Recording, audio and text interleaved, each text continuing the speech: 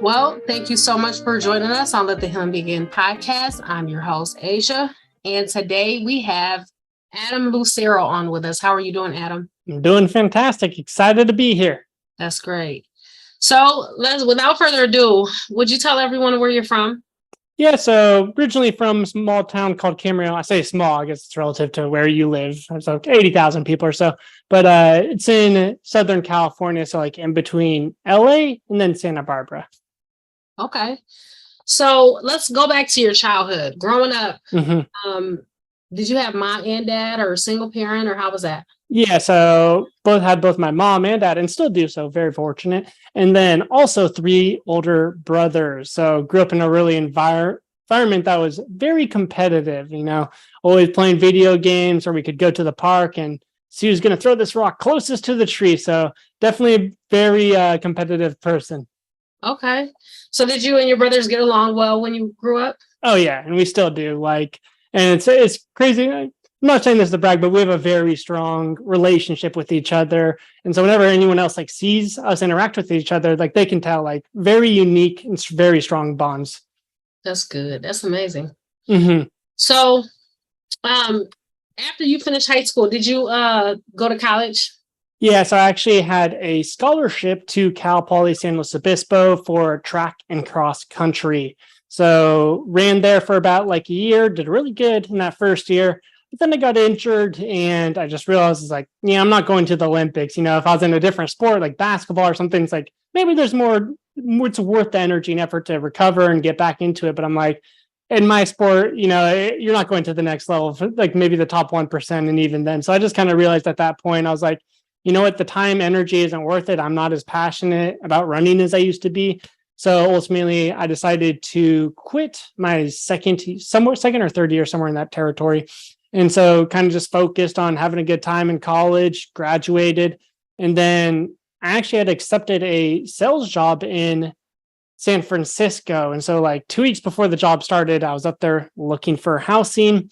And I'll stay at my aunt's place. And she's like, okay, Adam, you have to be at the house for 8 hours. And so I was like, okay, I don't really know anyone in the area, so I just got to kill some time. So I actually decided to just go watch a movie by myself. And it's a Wednesday, 2 p.m. And the movie starts, the lights dim. I'm just sitting there watching a movie. But all of a sudden, I feel a hard hit to my throat. And my initial reaction was like, dude, who just hit me right now? And so I stood up and was like, yo, what the heck? And then I felt another punch to my arm and chest. So I turned around and I push him. Now, as I push him, I feel a cut on my wrist and ear. And instantly it dawned on me. I was like, this guy stabbed me. Those weren't punches. So I started yelling, I've been stabbed. I've been stabbed. The lights turn on and I see the guy that stabbed me start running away.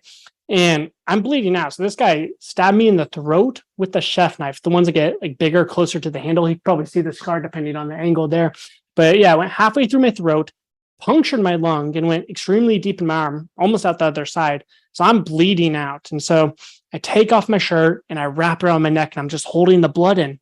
And then say a minute passes, and these two older women come running up and they're like, what should I do? And I tell them, just put pressure on my neck. So they start holding it down.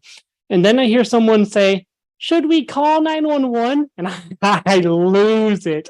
I had so much anger in that moment. Yeah. I scream back to him yeah, you should call 911. If you don't call them in this situation, when would you? And so the paramedics come and they start asking me all these questions. What's your name? What year is it? And I get it. They're making sure I'm conscious, aware. They have their reasons. But again, I'm just can you guys stop asking me these questions and just focus on saving my life? That would be way, way cool if we could do that. And so they're all right, let's get them up on the stretcher. Now they lift me up on the stretcher and I feel all my wounds worse than the initial stabbing because I don't have the adrenaline in me anymore. And I kid you not, this was the most excruciating pain I've ever endured. I remember as they were carrying me down all the stairs, because the thing was every time they went down a step, I felt like I got stabbed in all those places 4 times because they had one person on the front right step over. I felt all my wounds worse than the initial stabbing because no adrenaline. Then the front left, back right, and back left. So I remember just holding onto myself, looking at the ceiling and trying not to scream my guts out. It was so freaking painful.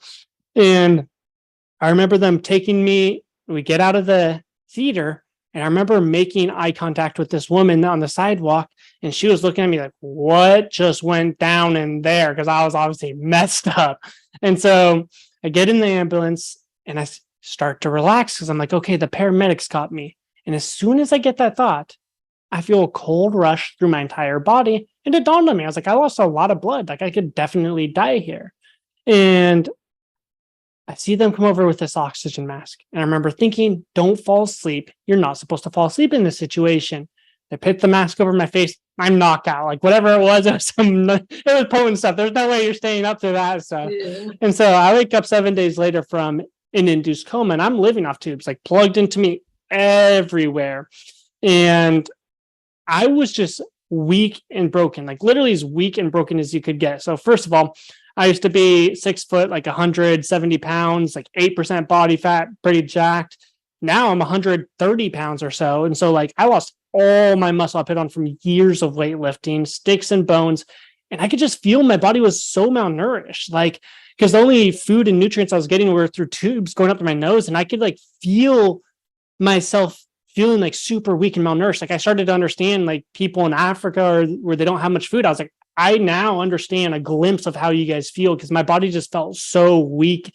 And besides that, it was like, I couldn't think clearly. You could have said, Adam, I'll give you $5,000 if you tell me what's like 11 times 11 or 7 times 11 or whatever. I couldn't solve it. Like my brain just did not think clearly. I felt like I had the cognitive function of like a 3-year-old or something.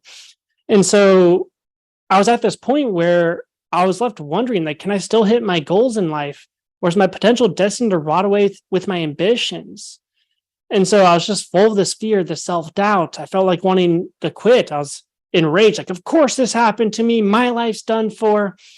And then what happened was like, I remember they're like, Adam, do you want to get up and try use the restroom? And I was like, yeah, like I want to get myself back to normal state. Let's do this.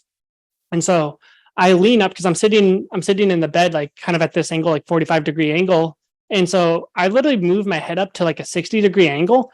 And I got the worst case of what felt like spins forever. So, if you get drunk, you get spins where you close your eyes, you feel like you're going to throw up. I felt like that for 5 hours. And the whole time I was thinking, I was like, I have tubes going into my mouth. Like if I throw up, how is this even going to work? And so I remember staring at the same spot in the ceiling for 5 hours straight, like not even exaggerating, 5 hours straight. I had spins. I was like, just staring at the same circle on the ceiling for 5 hours. I was like, I don't even know how this is going to work if I throw up. Like this is going to be gnarly. Luckily, I didn't throw up. Now, the next day, like, okay, Adam, do you want to try getting up to use the restroom again? I was like, let's do it. And so get to the edge of my bed, hit my legs off my bed. My legs don't work.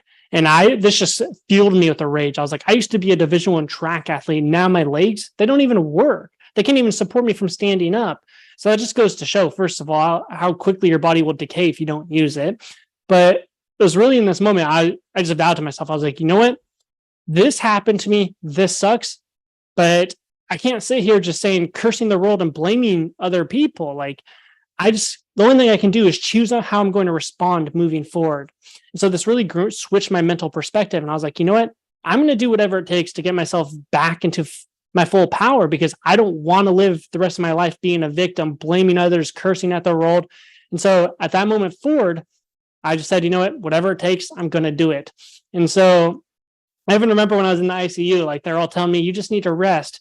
And when it was like 1:00 and they were all gone, and I started getting my legs to work again because I was doing physical therapy, I started doing like air squats. I started sneaking in little air squats in the ICU room, which is in hindsight was totally stupid. My body really needed a rest, but I was just like really eager to build myself up again. So ultimately, I started to learn the secrets of evolution, biology, and psychology that would build myself up again. What kind of workouts can we do? And what kind of foods can we eat to boost our energy levels, our mental alertness, so I think more clearly? And just day by day, week by week, month by month, I started getting stronger. And yeah, within 1 year of being in the ICU, I ran a 4:59 mile. I was putting up great weight in the gym, and I was in a pretty good place mentally. And so say about like a year and a half, a little bit less than a year and a half, I felt like I was at a pretty good functional level again. And so I actually accepted that sales job. They held it for me. And so I started working there for 3 months. I was crushing it. Like I was on track for a huge promotion, would be making multi 6 figures at the age of 21, 22. But like something inside of me just ate away at my soul. Like I hated myself when I went in that office. I just did not enjoy it at all. And they were great. Like they held the job for me. I was on track for a promotion, making money. I was only working like 30 hours a week. So like as good of a job as you could possibly get. But like I just realized I was like, I'm not meant to work for someone else. And I actually kind of reflected back on my life. And I just realized I was like, I've never held a job working for someone else for longer than 3 months. Like I just can't do it. And so yeah, ultimately decided to quit and help my brother build up his business, learned a lot of marketing skills, the entrepreneur path. And then eventually I decided to start my own business. And here I am helping men really kill procrastination and conquer life. So let me ask you this. I know you were young when all of this happened. And was there any point in time during that journey where you had kind of like felt like I'm going to die in this and kind of came to accept it? Yeah. Oh, yeah. So, I mean, like, I'd say the biggest part is when I finally got in that ambulance, because before that, my mind didn't have time to think about like if I'm going to die. I was just so in the moment trying to save myself. But it was when I got in that ambulance and I started thinking like, okay, the paramedics got me. And then I just felt this cold rush through my body that I've never experienced. It was definitely the moment where I was like, I could die here. Yeah. So like, that's amazing that you actually like went through and pushed yourself, even when the doctors and stuff had told you like you need to rest, kind of like just to slow down a bit. So let's say if it's somebody that's listening that may be in a hard, tough space like that, what would you say to that person? Main thing is like nothing changed in my life when I was sitting there blaming the world for why my life sucked or why that happened to me. That was total victim mentality. Like just saying, but the thing is, when you're a victim, you lose all your power. You're essentially saying that hitting your goals and your ambitions is out of your control, and that the external world is what dictates your success, your actions, and what you accomplish. But what switched for me is when I took full responsibility. I said, you know what, this happened. Nothing I can do to change it, but let's focus on what I can do moving forward. And so it's really that switch from going from a victim mentality to stepping into my power by taking responsibility that switched my mindset. And I was like, you know what? I'm just going to do whatever it takes. And I committed to that. I said, you know what? I'm going to do whatever it takes, no matter what. Like, I don't care if it requires X, Y, and Z, or if it's super difficult, like I'm going to do it. And so when you go from victim mentality and you start taking responsibility and you commit to the life you want, your whole entire mindset switches. It's not like it goes from like, oh, should I go work out or should I eat healthy to like, no, like I'm doing it no matter what. If something comes up, I'm going to find a way to overcome that and still achieve my goals. So that's the biggest thing. Most people don't achieve what they want in life because they're constantly blaming the world. Oh, I couldn't work out because the gym was closed. Okay, you could have done an at-home workout. That's what being responsible is. It's finding solutions for something that comes up. Or I didn't have enough time to work out. Are you kidding me? Elon Musk runs 3 separate multi-billion-dollar businesses, SpaceX, Neuralink, and Tesla, and he still has time to train to fight Mark Zuckerberg. But somehow you don't have time in your day to work out. Like, get out of here. You're just lying to yourself. And so the biggest thing is just ultimately taking full responsibility, cutting out those excuses, and always finding a solution because there always is one. Absolutely. So now like in the now, when those like when the date that happened, when it rolls around, does it make you feel emotionally like heavy? No, not really. I started having a pretty good understanding of it and recognize my emotions, but like, yeah, no, it doesn't really faze me as much anymore. Obviously, I'm grateful for being able to survive, but no, like, I don't really have any hard feelings. Like, I even forgive the guy who stabbed me, and I want him to have a good life because the thing is, he's schizophrenic, and he actually stabbed another man 50 times, so 50 times. He stabbed a homeless man 50 times on the sidewalk 2 days prior to stabbing me.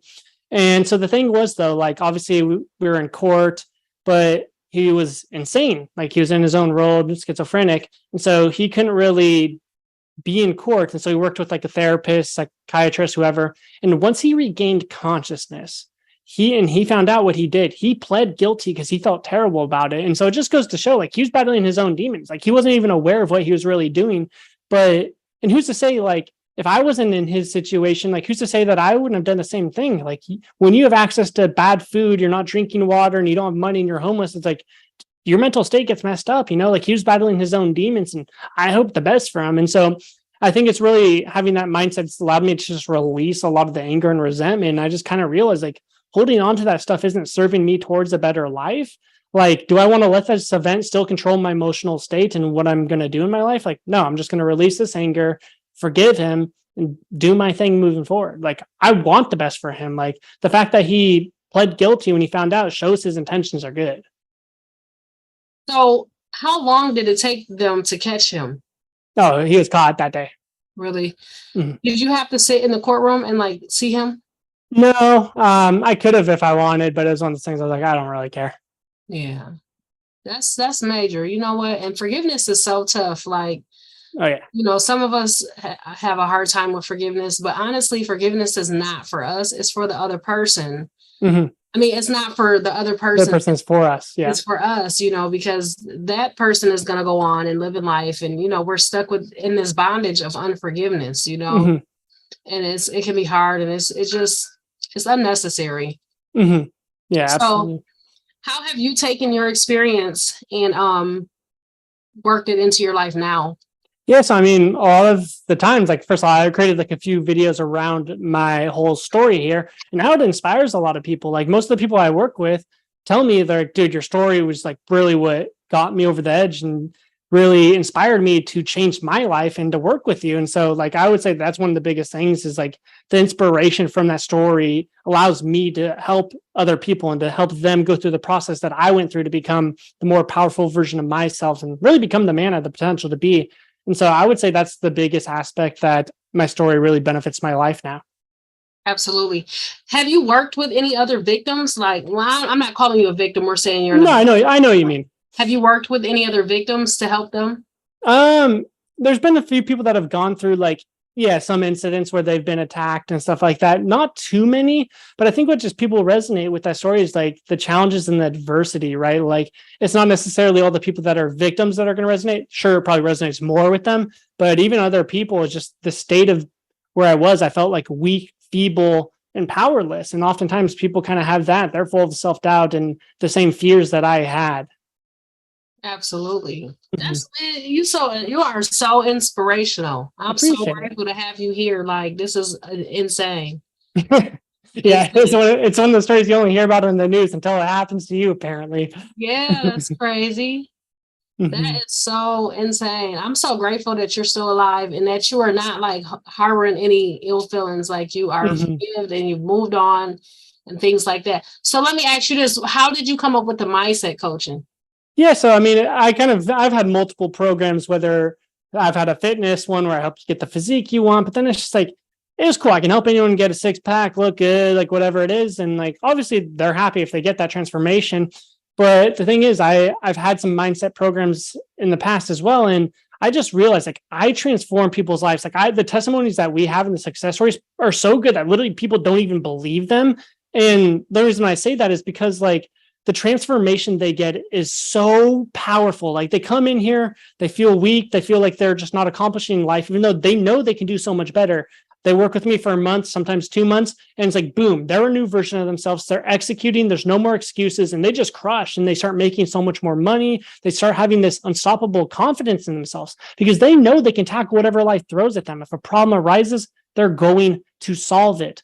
And so just seeing the change in them internally, seeing who they were before and who they were after working with me, like it's a completely different person. It's almost like looking at like a little 6-year-old, 7-year-old where they let their emotions dictate their actions to seeing like a powerful man who literally knows they can go create a 7-figure business if they want, a multi 7-figure business. Like, and so just seeing that change is what I was like, my fitness program's cool and good, but I was like, the transformations I'm getting in this whole like mindset program is like another level. And so again, like people don't even believe the testimonies I review because they're literally that good. Yeah. But yeah, so essentially, like once I had that realization, I was like, I feel so much better about myself. Like I light up like a Christmas tree when my clients are messaging me. Like I have clients that say, like, I feel like I have a superpower because if I tell myself I'm going to do something, I know it's going to get done. Their businesses, I've had a client's business valuation shoot up by over 500,000 in 9 months. And it just goes to show it's like, you start accomplishing all the goals when you become the man that can achieve those goals. Everyone always tries like, oh, I want to achieve these goals. And they focus on changing their actions and their behaviors. But the more powerful place to be is like, become the man that can achieve those goals. And this is why you see some people just conquer all areas of their life. It's because the man they are produces winning results. And so, yeah, ultimately, this is kind of where I've shut down all my other programs, even though they're all making money and stuff, because I want to focus on this one that can create more of an impact. Mm-hmm. So, like in your programming, is it a specific approach that you take with everyone, or is it like client tailored, or how does? Yeah. So basically, it's all going to be like, it's all one-to-one, very customized, but at the same time, like our processes are a process, but obviously everyone has different roadblocks, challenges. And so we customize it based upon their goals, their roadblocks. And so it definitely has a lot of customization to it. But at the bare essence, it is the same program, but just some people need help in some areas versus others. So obviously same process, but it customized to their specific goals and their challenges. Okay. Oh, that's nice. Mm-hmm. So one last question before we close this out. Mm-hmm. If people want to work with you, how can we find you? Yeah, so 2 different places. The first one is you can find me on Instagram. It's going to be Adam Lucero 1. So just Adam, Lucero, then the number 1. Or you could go to superhumanceo.com. You'll see my story, you'll see our testimonies, and then you can book a call to speak with me or my team. Okay. Thank you so much. I appreciate you, Adam. Yeah, appreciate you having me on here. You are great. So thank you guys so much for joining us here on Let the Healing Begin podcast. Please stop over at www.greatergrowthllc.com to support the t-shirt and hoodie business. You can also support us by heading on over to Amazon, purchasing a copy of Back in My Day by Asia Wilson. And thank you so much. Mm-hmm. And until next time.